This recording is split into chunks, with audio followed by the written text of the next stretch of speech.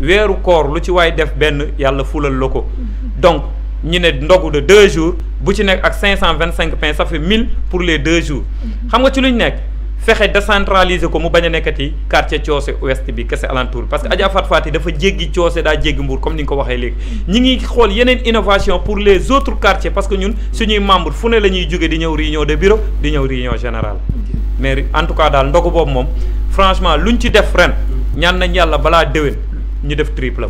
merci beaucoup kooku moom moo nekk Abou Ndiaye nekk coordonnateur bu association ànd dooleel Fat Fati nekk fii ci diwaanu Mbour ànd ak jigéenam soxna Maodo mais man ñëwoon naa ci journée boobu noonu ci koor gi mais li ma ci gënoon a impressionné mooy la présence des femmes jigéen ñi takk sol seen ay basket di joxe ndogu yeetu engagement boobu ak pas-pas bi lu koy indi. engagement boobu ak pas-pas bi sunu yaay moo ñu ko jàngal parce que moom lu muy dugg rek da ciy dem ak engagement ak détermination ba mu jeex tàkk ba pare ñun daf ñu won yoonu dimbale sa koo xamante ne yaa ko war a mën a dimbale moom ci yoon boobu la ñu teg moo tax fu mu heure bu ñu organiser ndogu rek toujours rek day ànd ak engagement ndax dañuy bëgg lépp nekk réussite totale ñu am ci satisfaction totale parce que joxe dafa am solo waaw. merci beaucoup les gars. ñu ñëw très rapidement ci li nga xamante ni moom mooy comité pour la massification ban politique ngeen def. et pour que à chaque fois ñu nemmeeku ni que yéen a ngi ci terrain bi mais yéen a ngi liggéey pour que mbooloo mi gën a nekk ci gannaaw. te encore une fois de plus rappeler aussi suñu téléspectateurs ak internautes yi ni massification bi pas pour yàkkal ko kenn ci intérêt boppam mais pour moom mu gën a am taxawaay buy war a mën a tax mu am ndomba tànk buy war a mën a tax la muy def di ko génne ci poosam mu mën koo def mu gën a yomb ci moom. ci comité yi. naka ngeen koy defee périodiquement wala porte à porte lay doon. wala naka la dem. bon comme buñ ko waxee rek yaakaar naa ne fii moom kuy wax mbirum comité rek doo ci mën a ñàkk jiital jigéen ñi muy yaay muy sœur yi wala soxna yi ndax buñ nee élection Sénégal moom bu boo ci leen ci génnee ci la jeunesse li nga bëgg doo ko am. kër goo dugg boo amee yaay ji moom. am doom ji rek moom nga ko. léegi nag ci kaw loolu dañuy dem ci li nga xamante ne moom mooy comité yi soit dañ leen fekk ñi nekk am benn mbootaay wala natt d'abord.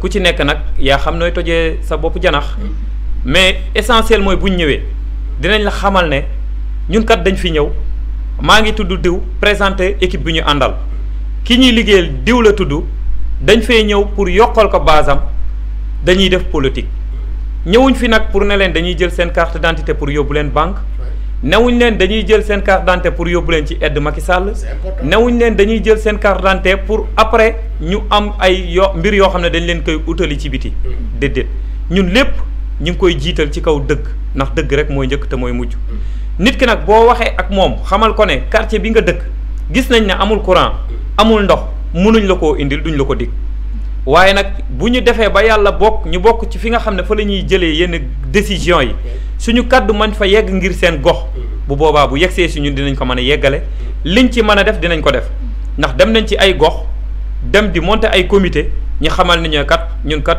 Adja Fat Fati suñu koñ bii amul ndox li ci mel ne daara bàyyi ma dikke ñam bàyyi Assane bi ñu toogee wax amuñu ndox mu ne ban façon ñàkk ndox ñu ne ko ñun kat tuyau bi fi mu nekk daf ñoo sori ba ndox bi yegsiwul ci ñun mu ne leen comme noonu la demee def leen devis xool lan mooy montant bi war a dugal tuyau bi ci seen biir gox ñu dem def motul une semaine ñu envoyé ko mu yónni ñi ma war a yónni ñu def état de lieu xool mu génnee montant ñu validé moo tax ñu bëri boo déggee ñu naan Adja Fat Fati moo indi ndox daara bàyyi ma dikke donc indi na ko ci gox ba mais du indi boo xam ne dafa nekk ci place maire wala mu nekk ci place benn ministre boo xam ne am nga moyen pour def loolu mais comme loo xamante ne peut-être quartier lëmb buñ ko amee ñoom ñëpp mën nañ ko utiliser là daf ciy def participation loolu moo waral indi na ndox fii mais loolu dëgg la mais du ñu dem naan leen indi leen amu leen courant di leen lépp lu mu ci def nag ci moyen boppam parce que day dem xooli ay agent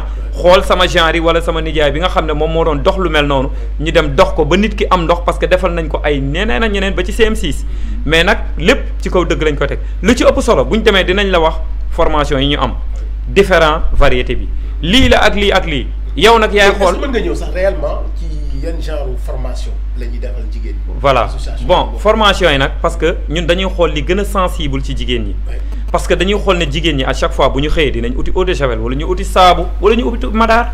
donc ñun ñu am ay nit yoo xam ne ñu ngi suñu biir Adja Fatou Fati dem jëli ay nit ci biir ca Dakar. indi leen ñu regrouper ñu au CEDEPS de Mbour. formé ñu en agro alimentaire bu ñu ko waxee dañ naan transformation fruits et légumes. mooy Dakar bi nga xam ne dañ koy jël nit ñi xamuñ ci lu dul njambaan def kaani. mais dañ koy def jus. def ko sirop boo xam ne même bu Dakar di bari di nga ko conserver ba bu ñàkkee nga mën ko diluer am sa jus bu sedd. dinañ ko def ci bisaab. def ko ci li nga xam ne moom mooy jinjeer. def ko ci li nga xam ne mooy ngeer bi nga xam ne ku feebar dem pharmacie uti sa doom sirop ngeer bi dañ koy jël def ko sirop.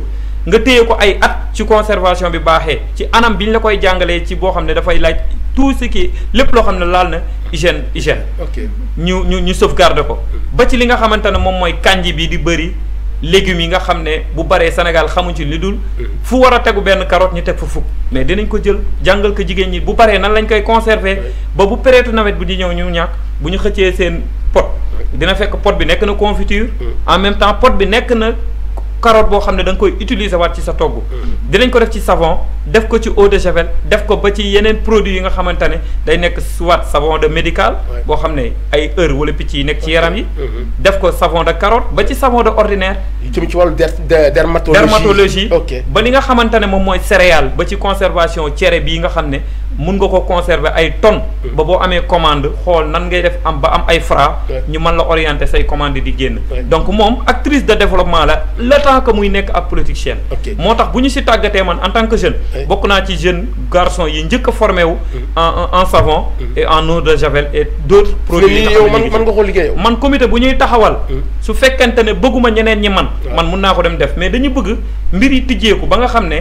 man Abou Ndiaye bu ma nekkatul fii nekk ci leneen. ña fa nekk dinañ ko mën di doxal moo tax duñ ko bëgg a def individuel. dañ koy bëgg a def collectif pour ku ci nekk rek. mënal ko sa bopp mais liñ ci séentu nag mooy. groupe bi ci boppam ñi defandoo ko ndax mbooloo mooy doole. ndax mbooloo mooy doole la politique autrement la politique de développement la politique participative donc ñu ciy ànd ak soxna Fatou Fati mi nga xamante ni moom mooy coordonnatrice départementale des femmes de l'APR Mbour waaye itam nekk adjointe au maire à la mairie de Mbour soxna si li ma fi jot a dégg yaakaar naa ni que yombal la ci jigéen jeeg bu ndaw buy sëy mais yombal la aussi ci koo xamante ni yor nga njaboot ci côté formation boobu noonu lan nga ci gis loo xamante ni nii bokk na ci li tax mbooloo mi di gën di bari ndax gis nañ ni que c'est une vraie politique de développement. li tax mbooloo mi di gën a bari. toujours dañuy jàppale moom day jàppale au lieu mu di la may jën. mais da lay won ni ñuy nappee. da lay former ba pare jox la kii. ay jumtukaay yu tax nga mën a yoo mën a demalee sa bopp. super waaye tamit bu la joxee ay jumtukaay jox la financé la. da lay def suivi parce que bu la joxee bàyyi la nga sa bopp ndax suñu classe gi mën na ñoo former. ñu commencé jaay tuuti am wecce. commencé Sénégal sax moom ndorteel rek. mu ngi noonu commencé tuuti waaw waaye da ciy boole di def suivi. di xool yow ndax yaa ngi ciy gis sa bopp. te liggéey li ci gën a neex mooy. ngay gis sa bopp ci li ngay def. waaw te loolu yëpp moom noonu lay taxawee daal toujours na ngay gis sa bopp ci lim la boole. ok macha allah kooku moom mooy soxna Maodo Touré nekk trésorière bu l' association ànd dooleel Fati di fàttali rek ni que mi ngi peggoo ak càmmiñam ñu gën koo xam ci Abou Ndiaye nekk coordonnateur bi li ñu fi dajale tey jii rek mooy waxtaan ngir gën leen a xamale leader bi def politique autrement di def politique de développement di def politique participative léegi bu ñu ñëwee ci li nga xamante ni nii moom mooy fan yi ñu ngi doon dégg benn bande annonce ci benn làmb bu ñu ko tuddee woon au niveau de Dakar di wane rek sa présence et sa vie sa présence ci langue politique bi mais sa présence aussi ci Sénégal ci li ko gën a yaatu Mbour mooy basam mais bu ñu demee ba Dakar ñu ko fa tuddee ay làmb ak loolu gis ni que am na benn tey bu metti bu am ci Sénégal mu xaw a tegaloo te metti yi ñu décrété pour que lépp lu jëm ci wàllu xumbeen ñu mën ko rek mettre en stand-by te xëy na dinañ ci ñëwaat mais ci bis bi naka la nekkoon ci yéen naka ngeen ko doon waajee ak lan ngeen yëg ci le fait que yéen nga gis ni que seen leader ñu ngi koy tuddee ay bis yu mel noonu au niveau de Dakar ak naka ngeen ko doon waajee. merci encore comme ni nga ko waxee rek yaakaar naa ne ñun événement dootuñu bett wala mu dépassé ñu. ok parce que franchement parlant bii mooy sax deuxième fois ñu koy tuddee lamb joo xam ne day génn hors Mbour. ok parce que defoon nañ ko fii il y a de cela 2 ans. avant Covid bi. mais après bii mooy deuxième fois bi nga xam ne moom lañ ko tuddee waat beneen drapeau. pour xamal la rek Adja Fatou Fati simb sax ba ci ndëpp lañ ko koy tuddee. macha allah amul lu muy daw. amul loo xamante ne dina ci bañ a teg tànkam xanaa mu bañ a yëg te des fois sax day ñëw teew ba pare doodu la wax ne comme boole woo ma ci man ci laa bokk ñëw naa teew. mais lamb jooju moom franchement parlant waajoon nañ ko ak façon ni mu waaj boo xamante ne amul woon sax d'abord benn média boo xam ne yàgg nañ di liggéey ak moom ñu doon la fi bàyyi. amul woon benn animateur boo xamante ne surtout ñi yor mbirum jàmba dong ndax nag moom loolu culture am la. pare wuñu woon sax pour baleen fi ba dem ci yeneen nit ñi daanaka lii damay ragal sax ne bu ñu jàppaatee bis bi dinañ am sax problème mu fu ñuy yàpp nit ñi. parce que nit ñi waajoon nañ ko waaj boo xamante ne. parce que dafa nekk koo xam ne ku neex a àndal la ca bis yooyu. te la preuve mooy. imagine toi nit koo xam ne amul décret présidentiel. amul lenn loo xam ne nomination la. ñi lay tuddee làmb hors Dakar fii de la plupart les nominés DG rek ci ñoom lañ koy faral di dégg. ci Mbour de waxuma amul de mais maa ngi koy door a dégg. ñu jël doomu Mbour bu nekk ci biir commune bi fii di fi liggéey. ñu tuddee ko làmb Dakar mu fas yéene dem. daanaka ñi mu fi nekkal sax di ay moromam ñi mu fi nekkal ay doomam ak ay kiyam. franchement école rek moo leen boole mais tolloowul ak ñoom ci ay dimension franchement. macha allah kon yéen ko doon waajal yéen ni ngeen ko doon waajalee. dégg naa sax da ngeen a commencé woon di otesu. waaw di tagaloog yooyu. bis bi moom xeebuñu ko woon moom. waajoon nañ ko lool macha allah. waaye xam naa ne lii fi jàll moo waral. ñu kii ko mais mi ngi waat suñu kanam. te dina tax ñu gën koo waajaat gën a taxawaat incha allah. macha allah ndax bis bi moom suñu bis la te dañoo ñor lool. ndax kat booy ànd ak nit boo amee bis da nga koy def muy sa bis. je crois que c'est très important te loolu mooy àndu gor. te mooy àndu nawle ñu gis ni que aussi li ñu cërale woon ci waxtu sax daanaka bareetul mais ñu ñëw ci fan ngeen toll. ci wàccaayu élection yi nga xam mi ngi waaj a ñëw. ndax gis nañ ni que à quelques semaines rek ci kanam tuuti ñu ngi war a ñëw ci échéance yu am solo. donc ci liste yi ak nu mu ci mën doon ginnaaw position bu mu ci mënti am yéen daal. comme que présent ngeen à chaque fois xëy na du ngeen xaar sax pour mu nekk lii wala ñu jox ko lii pour ngeen di doogaa ñëw. mais naka ngeen di waajalee li nga xamante ni mooy échéance yi di ñëw. merci yaakaar naa ne yaa ngi dugg ci point boo xam ne. point bu yombul wax la. waaye dina yomb wax. ndax ñun ki nga xam ne moom la ñuy liggéeyal dafa am noo xam ne noonu la ñu tàggatee. mooy lépp loo xam ne dal may loxo ci ñàkk dal nga koy ñàkkee. donc nit ki yàlla li mu nam ma teg sa bopp sa kaw. tudd na ko démb laataa tey. ñun xëccoowuñu xiiroowuñu essentiel mooy ñi ngi ci terrain bi. ki nekk ci terrain nag amul lu mu bañ. parce que olof nee na ku yàgg ci teen baag fekk la ca. ñun nag dafa am benn anam bu ñuy doxee. moom am na lum ñu teg. am nañ aussi loo xam ne ci instance bi ñu nekk. muy parti APR bi mu nekk responsable. xamuñu lu dul discipline de parti. ñu ñëwati feneen tënkatuñu. muy coalition Benno Bokk Yaakaar bu son excellence président Macky Sall. amul lu ko gënal coalition boobu. ku bëgg a ànd ak moom da ngay ànd ak moom ci coalition boobu. képp koo xam ne président Macky Sall son excellence tabbu na ko. Adja Fatou Fati bien avant lii yëpp di am mi ngi sur le terrain.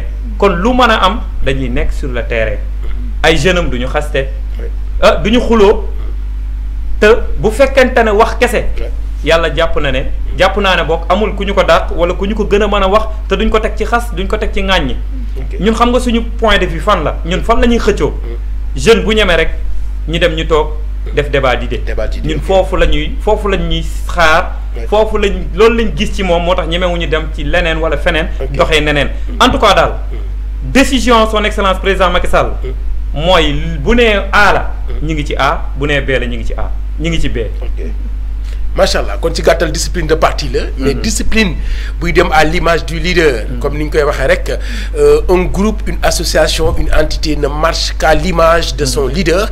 kon cela veut dire que moom na mu mel ñi mu àndal ay ndawam ay jarbaatam ay xaritam ñëpp aussi noonu la ñu mel.